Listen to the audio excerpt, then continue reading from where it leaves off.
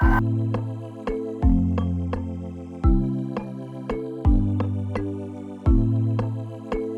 viewers. I think the number of things we want to thank God for. We survived the coronavirus. Glory be to God. Amen. Hallelujah.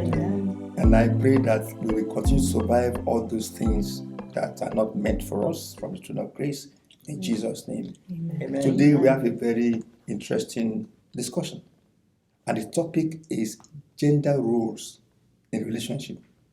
And these days we see a lot of paradigm shifts in the way relationships should happen, particularly among the younger ones. So today I'm going to go and step aside and let's leave the floor to these younger ones. Let's hear their view. Let's hear their perspective. Let's hear the direction in which they want to be led when it comes to relationships, generally speaking. So before I leave, I like the people to introduce themselves, beginning with gentleman on my right.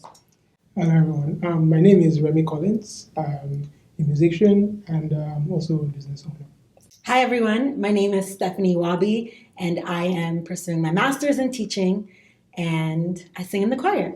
Hi, my name is Ibubele Sumiari, and I'm a doctoral candidate at UCLA Chemical Engineering. And yeah, I'm in the choir too. Hello, my name is Ashley Agumbiade, and I am also in the choir. I have my degree in clinical psychology, and and that's about it. Thank you so much, Pastor, for the wonderful introductions. And our topic today is gender roles in relationships. And as you can see, we're all very young people. So whatever it is that we say here, they're all our opinions, right? So Yes. this is a judgment-free zone, Yes. okay? And that's what we're going to discuss about. And to get right into it, there was a story that I heard at some point about a proposal that was made concerning a lady and a guy. And was it from you? I heard it. Actually, you want to go ahead and say Yes, something? it was from me. You heard it. Okay. But basically, on Instagram, you guys know what Instagram is. So, anyways, there was this pregnant lady. I don't know how pregnant she was, but she was like she looked pretty pregnant, and she had proposed to her, I guess, boyfriend. She was on her knee proposing to him, and everybody just had a whole bunch of comments about, how strange that was. And on the other end, people are like, yeah, go girl, you go, get your man, and all these things. And for me, I just felt like, for me, it just wasn't my thing. And so, I just thought it was a very interesting picture, interesting topic. Yeah. Okay. Let me ask my brother here. Remy, what do you think about that? Is it going to be okay if, say, you're in a relationship, your girlfriend comes to you and she goes down on one knee? Is it okay? Tell us. You're on the team. Wait, before I even answer the question, let me ask you first. Go ahead. What about that totally throws you off? What is it about? Oh, okay. Yeah, because be more specific, like, Yeah, I will is it be. just that women are not supposed to do it? Or is it just that, I mean, for me, it's not what... I'll just, like I said, it's my opinion. I'll speak for myself. Okay.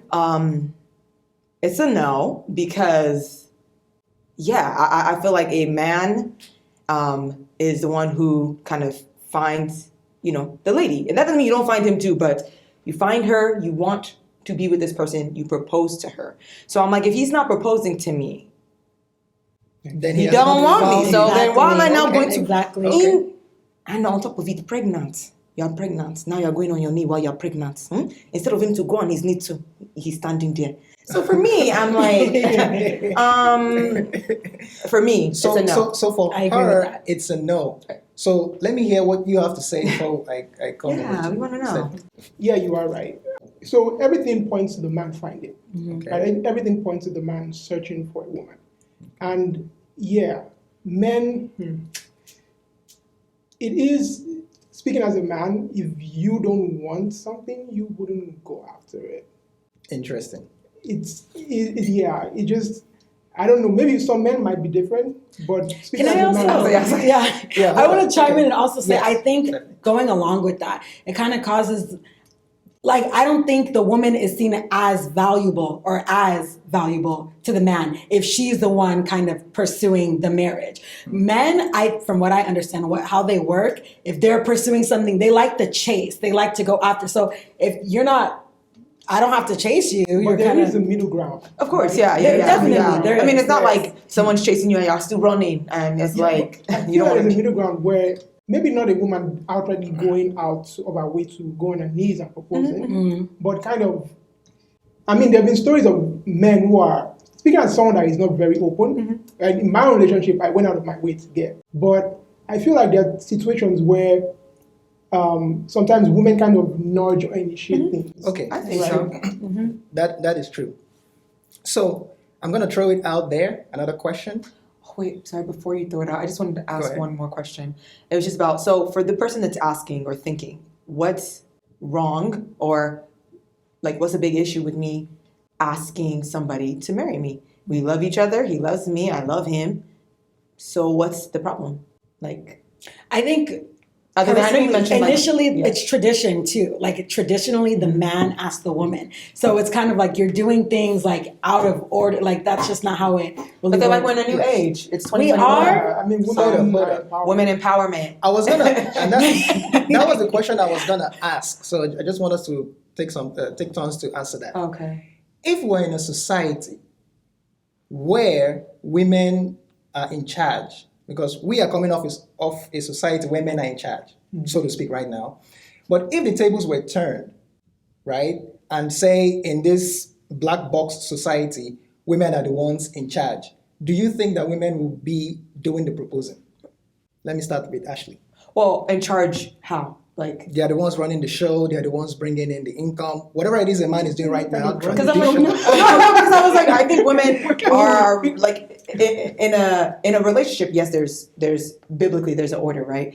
But I was like, I don't think she's not in charge, but just not in that way. Like they're in charge of the house and not just like cooking and things like that, but just there's another way I think a woman is just kind of in charge as well. But I get what you're saying. Like if she's cooking and if she's if it's like a woman's world, so to speak, and she's Exactly. not a second person or whatever. So like, sorry, go get the question was what? Yes. So do you think that women will be doing the proposing in such a society? Yeah. Exactly. What do you think? I mean, it's easy to just say yeah, right? Because it's just we're practically asking if the roles were reversed. Exactly. But it kind of saying if the roles were reversed, it's we're having kind of this a- conversation in reverse. Yeah, that's true. But I think And it's a also hard- it kind of depends, like which perspective are we looking at it from, like as Christians, as believers, or like as the world? Because I feel like as the world, yes, women are more empowered. Women are bringing in the income. They're the heads of their household. So in that society, sure, if you want to propose, but I think for us it's kind of different. And so, Interesting. yeah. So that is one interesting. more thing about this is now women are getting empowered, which is fantastic. I think it's long overdue. So when we get to the time when women are treated fairly in the same respect as men, would it matter at that point if a woman does a proposal or not? Okay, so that's okay. So that makes the question more right, because if we ever get to the point where we're trying to get to is that the reason why is like women are being discriminated against in the sense of gender roles, like in pay, in the home, right? Women are just looked at, and in some society, in some cultures, it's really bad. Yeah. Women are almost not. I mean, you know that. So They're viewed as property. yeah, they're viewed as property, basically. So if we ever get to that point where universally men and women are truly looked at on the same level in every aspect, then as Christians, we need to consider what the Bible says.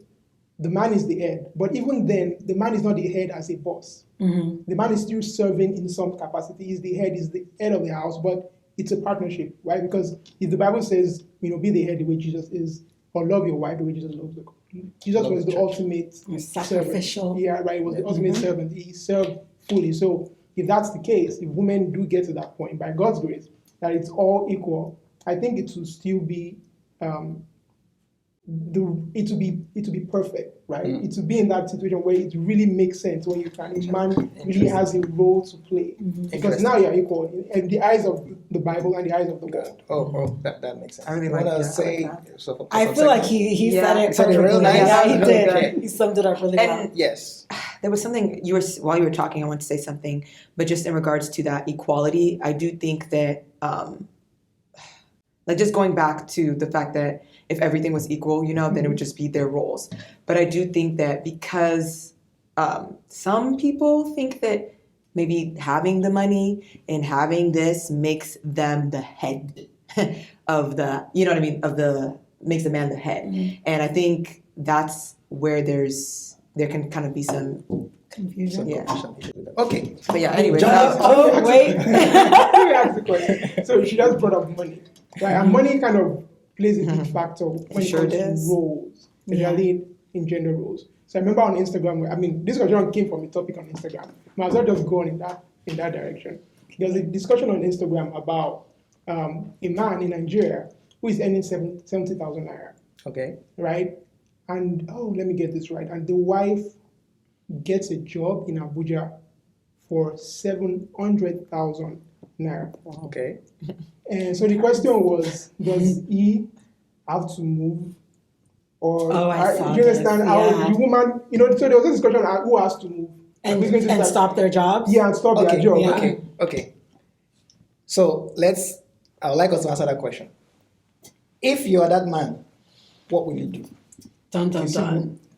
These things are never black and white. Yes. You're married and one has a job offer somewhere. Yes. So if I'm the man, I'm earning 70K, and my wife gets a job over 800K, I'll pack my bag. Okay. That's it. Okay. Now here, answer that. Because I'll with the find something else. clarification. I will go and look for a job Okay. somewhere else because it's for the family. Is it And I right? think, What okay. would you do? well, as the woman, sorry. Yeah. But yeah, the woman, because people will but say I guess you it's are real still, life, though. It's a real, So, yeah. okay, The hold thing on. is, I feel like obviously it's something you discuss with your husband. This is something that is going to affect both of us. So we're both going to be in agreement. If we agree that I should, be the one to keep the job making the 700K, we're going to do that. Does that change the fact that you're the man in this relationship, that you're making the same decisions you were making? No, it doesn't. I think that's how it should be. Yes, I'm making more money, but you are still the head as God decided you to be. But it's a very risky thing. It's a lot I think it's an easier ego said thing. than done. It's It an ego is an thing, ego yeah. thing. Yeah, for All men, right, it's all right. not going to be that easy. Hold up. Yeah. Ash, what do you You skipped to think? something. Yeah, I'm going to answer the question. right? Exactly, you're not saying. I know, he's doing answer the question. So I will answer the question. but Okay, no problem. let's go to you first. I mean, what would I do? Yes. I think just going back to what Stephanie said, I think if we're in a relationship, we are married, we make decisions together. We need to do what's in the best interest. Now, in that case, for some people, maybe it would be in the best interest of your family to stay in the 70K area. Let's, take out money from the picture. But I think you have to discuss that and go from there. Really. Okay. Yeah. So to answer the question, But I'm not married, so I don't know how these in real life. It's not that's very right. easy. Yeah, that's how But in real it life, is. I'm like, this There's is so many there's things a that lot. you have to consider. And it's My easier friends, for the my woman family. to answer this because, okay, I'm making more money. Great. I think it's really important to hear the perspective of the man in this case.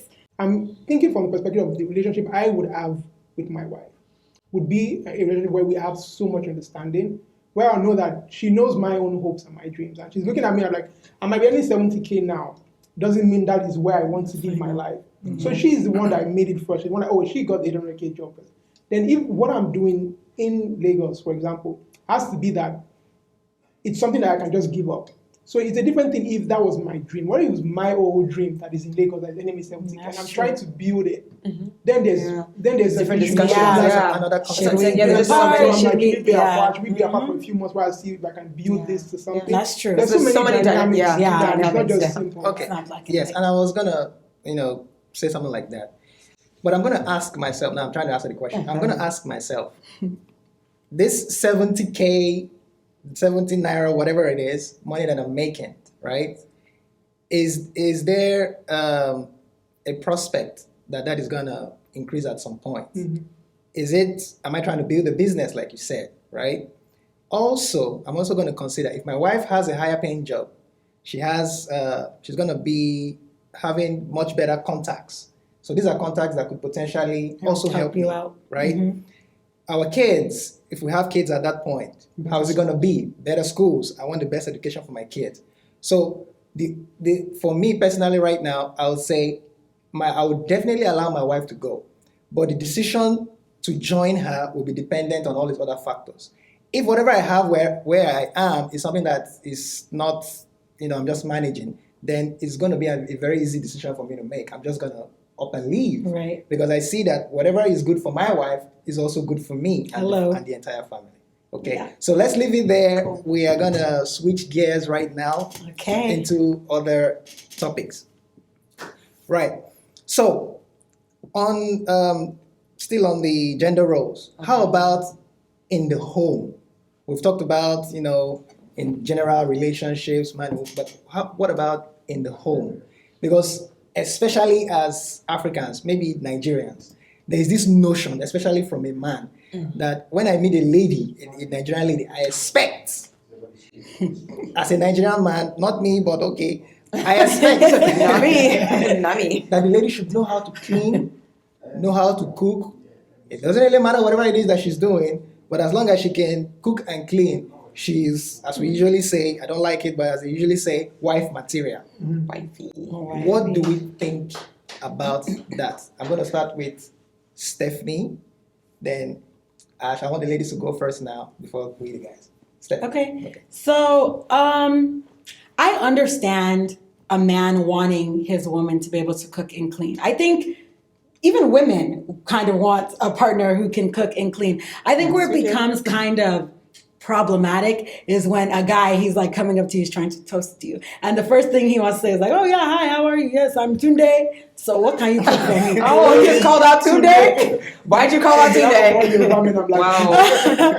Typically, okay, maybe he's not Yoruba, but Nigerian man. But yeah, I think that's where it's kind of like, you don't want to get to know me. You don't even know my favorite color, where I want to go out to eat. The first thing you want to know is what I will be able to do for you in this relationship.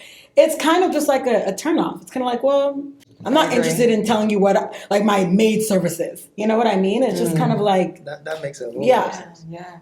Ashley. I'm just going to keep going with what Stephanie said. I think it's a huge turnoff, one, because it's just like, we've seen, I think, I'll speak for myself, but I think some of us Nigerian women that are in America now, or American-born Nigerian background, we've kind of just seen, like, even in the movies and in life in general, just this idea that, as a woman, like, your value, your worth, and everything comes from some of those things, like cooking and cleaning, giving birth, right? For us, it's very, like, it's just a turnoff, because it's like, that's not all that I am, right? Like, and so when you come up to me and you're just like she said, you text them like, hi, how are you? You're like, oh, cool. Do you know how to cook?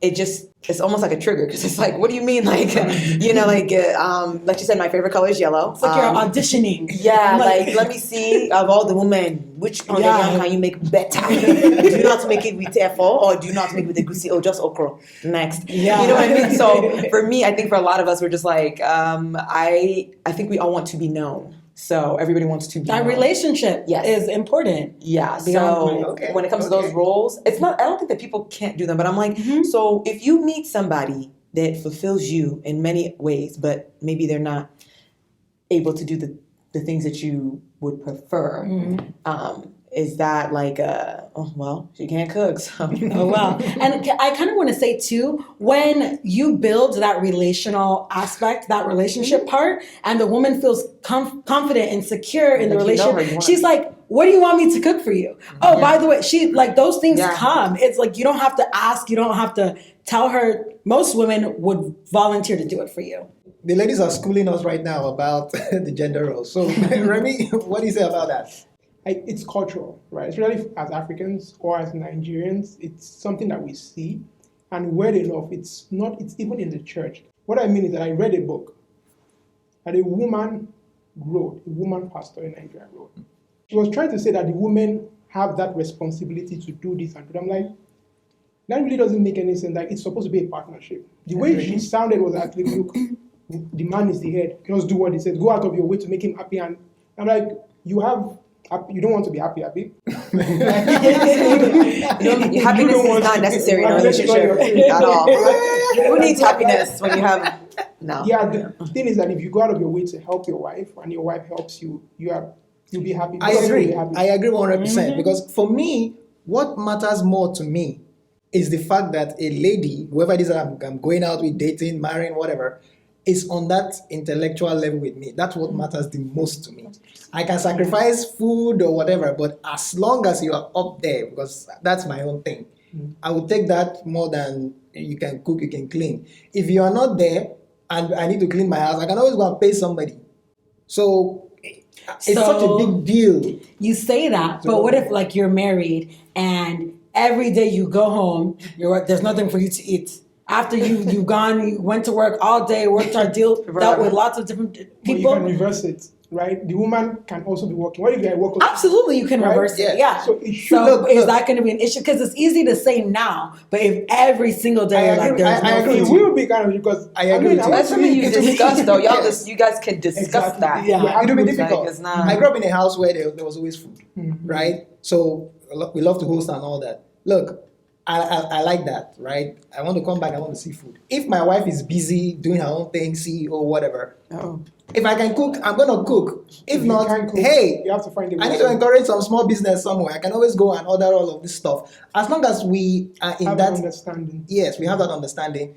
I think that's it. So we should know what works best for our relationships. I'm just gonna leave it. And that's a good point because not everything works for every relationship. Exactly. And like you even mentioned just about like the intellectual piece, like if you're with someone that's something that you value over even just food. And the thing is, there's nothing wrong with you valuing your wife or your husband, whatever, knowing how to cook, knowing how to do it. There's nothing wrong with that. I think what we're all just trying to say is that it's not like that's not everything. It's not a role. It shouldn't be. I mean, we're talking about gender roles. Yeah. That should not be like, solid, and cook. Yes. and we didn't even talk about this last time, but it's just like the same way, like we ask or a guy asking us like, oh, can you cook? And we like maybe in the first time I met one of these guys or whatever, I'm just like, oh, hi.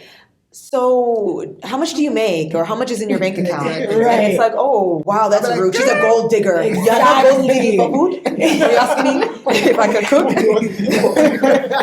So for me, I'm just like, it comes off kind of like, and there are women like that. They really only truly care about what's in your account. And you know how that makes you, like, as a man, you're like, you don't actually care about me or the fact that I love you. You just care about what I can give to you. So I think at the end of the day, when it comes down to it, just having that intimacy and having that desire to actually know the person that you're with and not make them feel like they're just something that you can use and dispose and, I agree. I agree. So let us do what works best for the relationship. So whatever relationship you're in, just make it work. And throw out all those traditional gender throw out anything that is social media advice. Like, what are your actual things that you like? What are your expectations? What do you like? Not just, my mom, cooked every day, so you must cook every day. Or my mom washed my big picky toe, you must wash my big picky. Like, just what makes you come alive in a person what as well? Works like best for both parties. Yeah. Speaking about intimacy,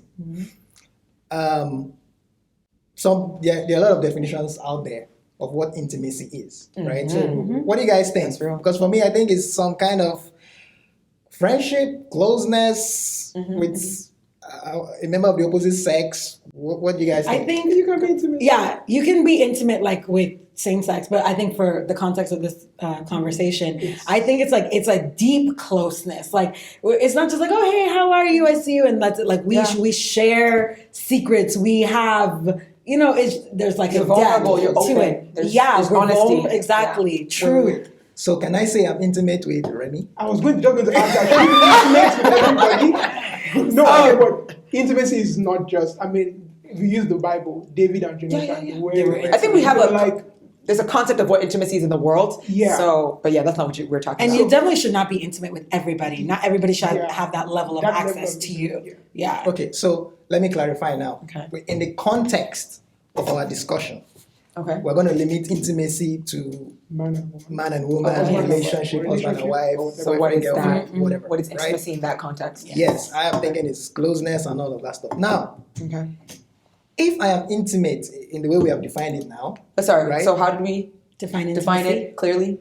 Okay. Yeah. What is the But what did you guys definition say? You said that it's closeness. It's He said like friendship, Yeah. a All right. deep, I got you guys. some Hold sort on. of depth. yeah, that's what I think intimacy is. Y'all can still talk. So while she's looking it up, our generation will always look stuff up so that we know the right thing. Now, Four types of if intimacy. I am intimate with somebody, right, I always want to spend time with that person and all that. And in the society that we are here in the US, I see that it is relatively okay for two people to be living together. I see that in the campus a whole lot. You see undergrads living together, doing stuff together and all that Okay, stuff. sorry to interrupt you. I have it now. Yes. Before we continue, so here I just typed in intimacy earlier, but it said to be intimate and all that stuff. So I just went to intimate, marked by a warm friendship developing through long association, suggesting informal warmth or privacy, engaged in an involving or marked by sex or sexual relations, of a very personal or private nature, marked by very close association, contact, or familiarity. Okay. I think that's a pretty. It's a very long list. So in the context of the man and woman, boyfriend, girlfriend, man, you know. So generally, and I was given an example about, you know, young people cohabiting, right? Okay. Now, what do we say about that? So I love somebody, you know, I want to have that association with that person, we develop close friendships. Is it okay to say, oh, let's go room together, let's live together and all that stuff? Knowing that sometimes, you know, what do you guys think about that? I don't know. That's a good question. It's a big topic. I mean, like, I would just say, like, I'm gonna just start going back to the intimacy again, just with between people, right? So, I think just that intimacy between man and woman, someone you're dating, is obviously deep. It does involve sexual relationships as well, but it's not only that. It's layers and layers of things, like just the secrecy, being able to open up vulnerability. So I think when it comes to like living with people, I mean, if that's why people are saying they want to live together, to be intimate, I mean, I think you could do that without living together. But I think, you know, we have to kind of separate what is Bible based and what is world based. So are you asking?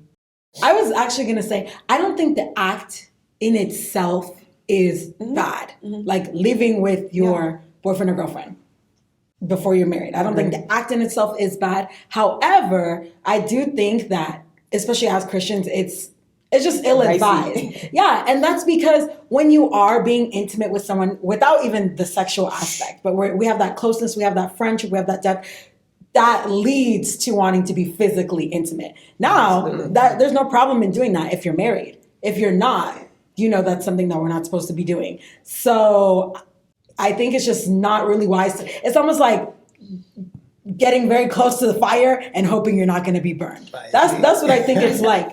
And even imagine, like, not living together is already still. It's already Bonnie it can flame. be Say Bonnie exactly. flame. But now we're gonna be living together. I mean, let's be real. Like, Yeah. so. But I have seen people, actually there was a couple on Instagram again. They were boyfriend and girlfriend, I think both celibate or abstinent. Yeah, same. And oh, you saw it? No, I've seen it. I lived with a couple that they lived. Okay, yeah, and they had their separate rooms that they went to, Yeah. I guess, when they were going to sleep, and they made the commitment to each other that they were not going to have sex until after they were married. Yeah. They got married, of course, so things changed. But according to them, they kept that commitment. So I think it can be done. Because I'm like, I think Remy? it's dangerous. Hold up. Remy, can you do that? He said, should we come back to you? Should we come back to you? Like, he's like, thinking about it, like, I mean, like you said, it is dangerous, right? Intimacy would always, because we're talking about intimacy in terms of, you know, people cohabiting, right? Yes. Living together, number one, does not guarantee intimacy, right? I agree. So let's just get out of the way. If your goal is intimacy, it doesn't mean it will happen because you're cohabiting. Right? Sex can happen because you're cohabiting. Intimacy doesn't necessarily have to happen. But in terms of whether I would, like, it has to depend. Like, America is a very weird place, right? But, I mean, like Pastor used to say, there are people who do these things for economical reasons. And that's been the most, for people who support intimacy, like Christians, they will tell you the most, you know, what they usually say is, when it's economical to live together while before you get married, both of you are not paying rent on this. Especially if you're much older young person, like you can be in your late 30s or your early. I mean, you start thinking of all those things, right? And you say, oh, both of us are why are we paying rent separately? Why don't we just come together and pay rent? Why we just?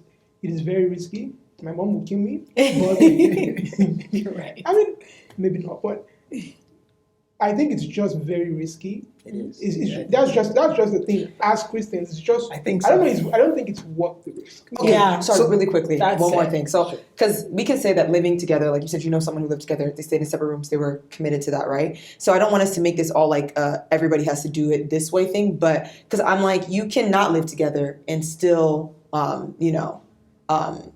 whether it's just having sex or things like that, that doesn't negate, okay, I'm doing it the right way because I'm not living with the person. So, Yeah. I mean, at the end of the day, I mean, you just do. Okay, what about when people are about to get married? I'm about to get married, so if my fiance was here right now and we, for economic reasons, whatever reasons, we're living together, the plans for the wedding is already underway. Everybody knows we're gonna get married. Is it still risky? It makes this is what I think. It's definitely still risky. It makes more sense because, like, oh yeah, we're about to get married. We see the finish line; it's right there. But it's still the level of risk. It might even be increased. I would say, Yeah, because you're like whoa, we are I sure we are going to get married. Yeah, so so- might as well. Okay, so here's what I'm gonna say before we pivot away from this. It's like you said, there's fire, right? If you know that fire is gonna burn you, stay away. It doesn't matter whether you're this close or you're right, right there. If you know it's gonna hurt you, just stay away, and it's gonna hurt God. So if we can avoid it, Ultimately, we are Christians. Yes. Right. So we're talking from the perspective of being Christians. I'm hoping that people are listening are looking at it from that angle. That Christianity nowadays is to the point where we are so okay with doing certain things. We have become so it's normal. There are so many things that shouldn't be that become normal, which includes having sex before marriage. Yes. It has become so normal nowadays that it's important to know that for Christians, God doesn't change with the times, right? God doesn't become woke. yes. God is I do feel like though with that whole topic though, and I'm sure we'll have a discussion later, but just going back to what people have been taught about sex in the community, and don't have sex, you'll die. Don't have sex, you'll go to hell. Don't yes, it's in the Bible, but I think it's how you taught it or how it's been taught to people, and people are like, wow, I didn't die. Like, you know what I mean? So, like, I do get what that's a conversation you're for saying. another day, It but I'm just definitely saying, is. like, Yeah, it's going to take us. Yeah, a whole nother thing. Yeah. It is kind of, sorry, I'm not even talking too much. It is kind of where we are part of the reason why we're here as Christians, because the church has made it, like you said, it's like, if you do this, It's so taboo. it's so, like, Yeah, and there's real like- reasons why you probably Right. shouldn't do that. Yeah. But it's I mean, you will face the consequences of whatever Of course. sin you commit. And I like that you said whatever sin, because we like to make sexual Yeah. sins much bigger. I mean, sin is sin. Sin is Yes, sin. sin is Consequences sin. will always be Of Yeah. course. right. If you have There's sex after different- marriage, it might be sexually transmitted disease, it might be pregnancy or whatever. If you kill somebody, you go to jail. That's the same consequence. If Yeah. you sin, you go to jail. That is true.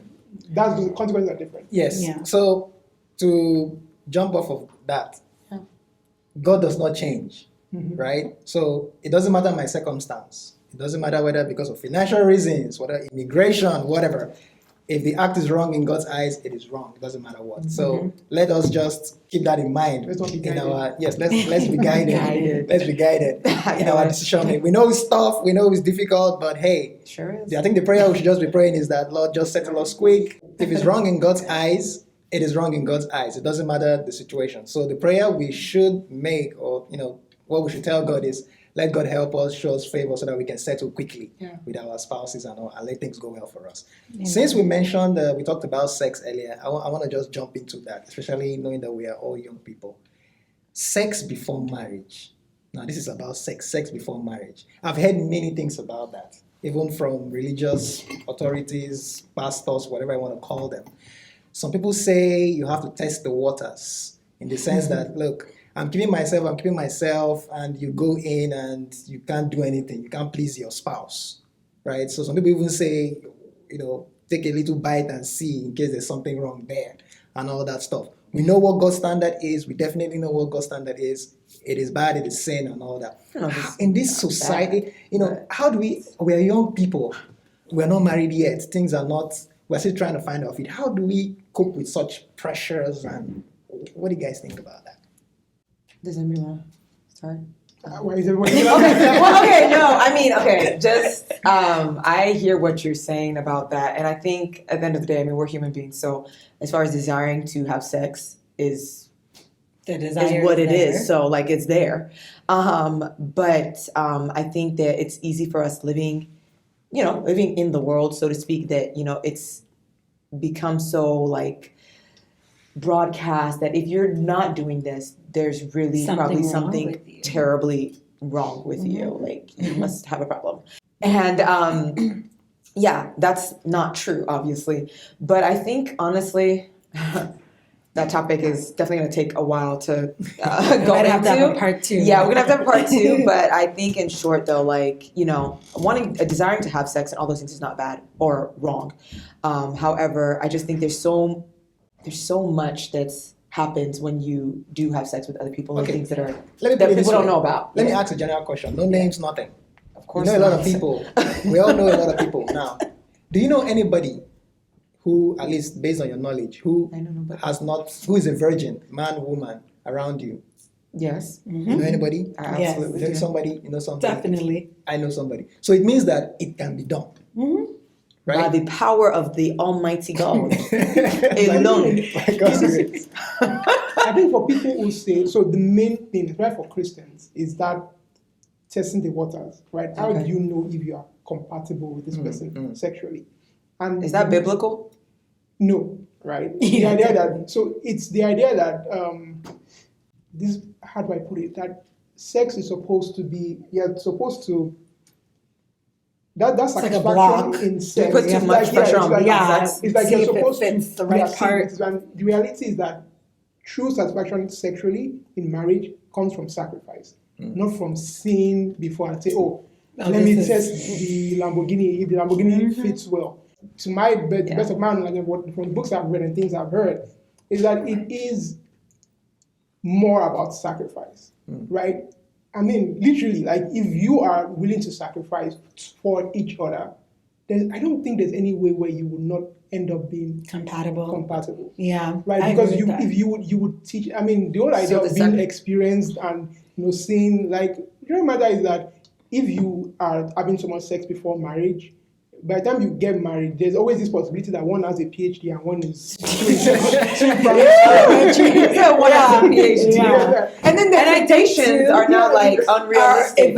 Definitely. And that goes into like porn and all this other stuff that we could talk about. But I also think too, going back to intimacy, but still piggybacking on what Remy said, it's the other aspects of intimacy that kind of make the sexual intimacy good from like, just different things you read. Like if you could have good sex with somebody and then not really know them, not have a communicate, not know how to be vulnerable, not know how to exactly. discuss. But when you have all those other things and then you have sex, what's incompatible about us? I would. Wait, this brings a question to mind because sometimes when I join forums like this, especially with people who have been married for a long time, then they begin to say all of these things about sex and stuff like that. The feeling I get, truthfully speaking, is that these are people that they're not enjoying themselves. At least somebody is not enjoying his or herself in this thing.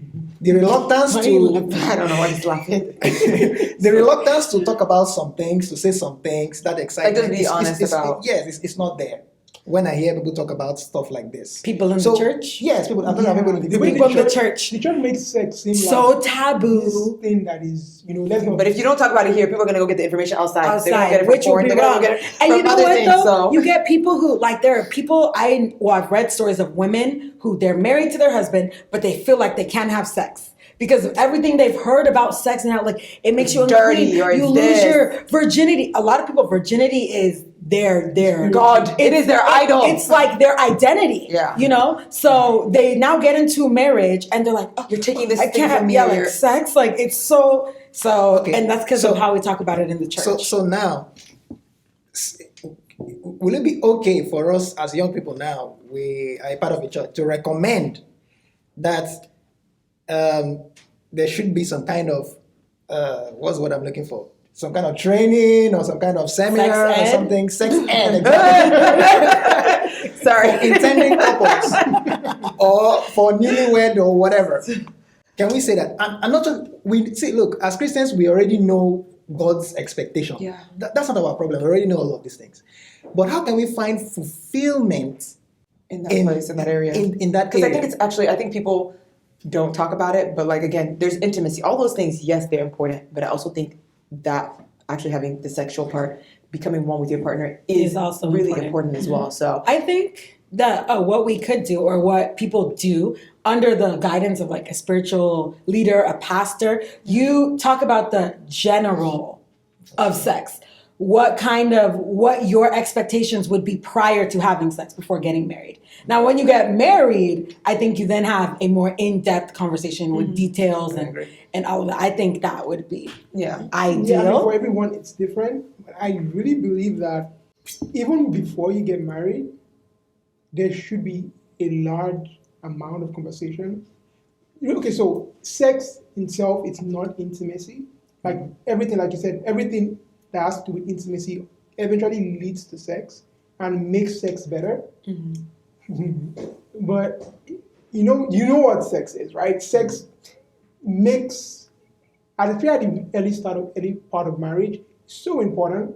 And I feel like there's not enough conversation, even sometimes in counseling, about how to navigate certain things in reality, right? There's someone I follow on YouTube who talks about these things in such a way in terms of how he started having sex with his partner, and things just didn't work.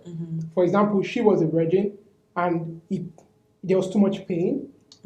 Like little things like that. We're talking about sex ed. Like, what do you do in that kind of instance? There are some things that you should talk about in-depthly before you get married. Not just, let's just talk about intimacy. I feel like sex in itself should be an actual topic. And even the things actually that you talk about. like and don't like, and not going super, super into detail, but like, I think there has to be a general, like, just something, so you guys are not just some kind of communication. slapped in the face when it starts. I can't if the two of them have kept each other. I mean, it's a different, so that's thing number one you should even talk about. Like, have you had sex or have you not had sex? And what? Like, Because that's is gonna your I feel like that's gonna experience influence. Yeah, like when you do you have a PhD or a PhD? Or you? So like What when is you that? actually get into the thing, like you guys actually have to talk about some of this because one person's expectations, one person's PhD is going to show up, and you're still gonna be like. Intellectually, like you people would not be on the same page. And that can really rub, one person might start feeling insecure, and the other one will be frustrated. It's just like Okay. real life. Lastly, Last. on this topic. In the off chance that it's not working out sexually between a couple, a married Christian couple. Christian married couple, right? Where should we go to improve our sex life? What resources? Because you're asking us. There's nothing. In my head, I'm thinking, okay, it happens. It's gonna happen at some point, right? If there is some challenge there, God forbid, Holy Ghost fire. But if there's some challenge, what are the resources available to me as a Christian? Can I go and look at porn? Is it okay? Okay, let's just say that about not porn. Okay. Right? Not porn. It is a good question because I don't think there is enough in the church.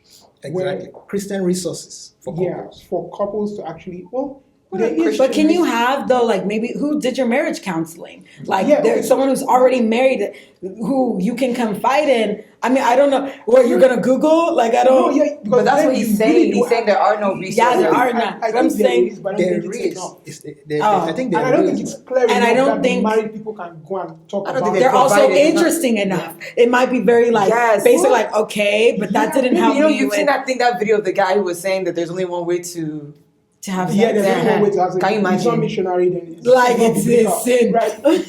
All these ones are too.